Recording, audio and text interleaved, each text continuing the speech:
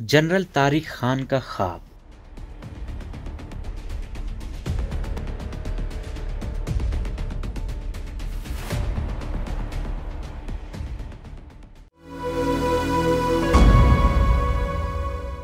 Senior सहाफ़ी मोहम्मद हनीफ के मुताबिक वज़ीर-ए-आज़म इमरान खान की ज़ेर सदारत जुम्मे को होने वाले वफाकी काबीना के इजलास में मौजूदा हुकूमत के खिलाफ होने वाली मुबैना बैनुल-अक़वामी साजिश की तफ्तीश के लिए lieutenant general retired Tariq Khan की सरबराही में कमीशन कायम करने का फैसला किया था, लेकिन उन्होंने BBC को तस्दीक की है कि वो मजवज़ा हुकूमती कमीशन की सरबराही नहीं करेंगे।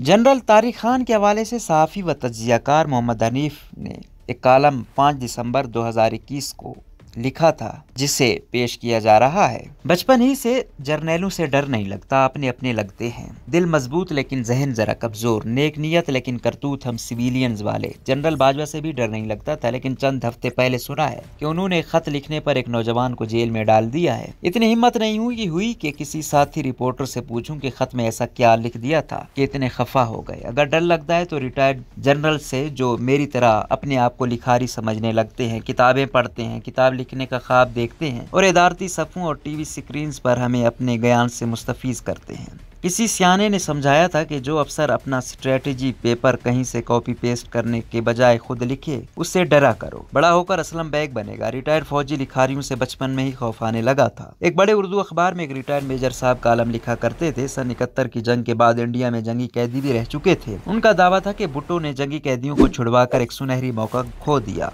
करना तो ये चाहिए था कि पाक फिजाइया परवाजें करती, इंडिया में जंगी कैदियों के कैंपों पर बंदूकें गिराती और तमाम जंगी कैदी न सिर्फ अपने आप को आज़ाद करवा लेते, बल्कि साथ ही साथ इंडिया भी फतह कर लेते। इसी तरह जनरल अयूब खान, जनरल असलम बेग और जनरल परवेज मुशर्रफ भी किताबें लिख चुके हैं। ज़ियाउल हक को जिंदगी ने मौका नहीं दिया, वरना वो तो चलती फिरती किताब थे, बल्कि पूरी फिल्म थे। अब चंद दिन पहले retired lieutenant general Tariq Khan ने अपने एक तवील मजमून में पाकिस्तान के सारे मसाइल का तज्जिया करके एक हल तजवीज़ किया है। जनरल तारिक को आमतौर पर दहशतगर्दी के खिलाफ जंग में उनके किरदार की वजह से प्रोफेशनल सोल्जर कहा जाता है, लेकिन इससे जहन में यह ख्याल भी आता है कि क्या बाकी जनरल ऐसे ही शौकिया ढोलकी बजाते हैं या हमारे बुजुर्ग फनकारों की आवाज में क्या वो अताई है? डॉक्टर इकबाल अहमद फरमाया करते थे कि पाकिस्तानी फौज के पास मालूमात जमा करने की शानदार सलाहियत है, लेकिन तज्जिया करके किसी सही नतीजे पर पहुंचने की सलाहियत सिफर है। जनरल तारिक की मालूमात शानदार हैं। पाकिस्तान के मसाइल का बयान सुनकर लगता है कि कोई जनरल नहीं बल्कि बाएं बाजू का लम्स का प्रोफेसर बोल रहा है। करारदाद मकासिद से लेकर मुरीदगी वाले जिहाद का क्या करना है, उन्होंने पाकिस्तान के सारे मसाइल की निशानदेही कर ली है और इसके बाद नतीजा वही निकाला है जो 60 साल पहले अयूब ने निकाला, फिर ज़िया ने, फिर मुशर्रफ ने, जिसके बारे में बाजवा साहब भी लंबा दिन गुजार कर कभी कभी सोचते होंगे कि सबको घर भेजूं, एक नेशनल सिक्योरिटी काउंसिल मुल्क पर राज करे, सदारती निज़ाम और ऊपर बकौल उनके स्टाउट हार्ट यानी कि मजबूत दिल वाला बंदा हो।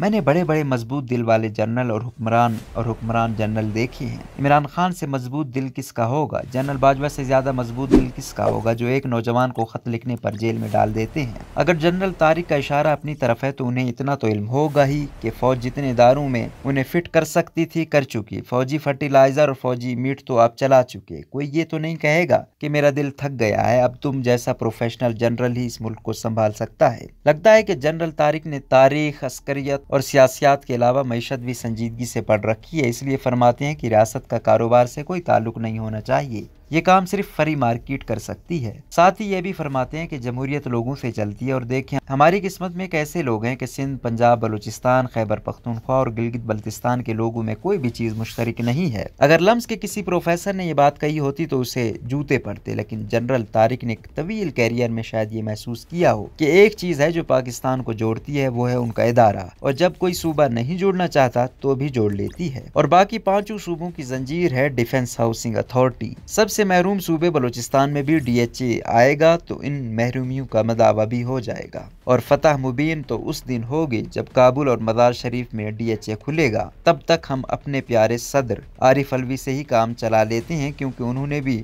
आपकी तरह इत्तेहाद, तंजीम, यकीन, मुहक्कम वाले ख्वाब देख रखे हैं।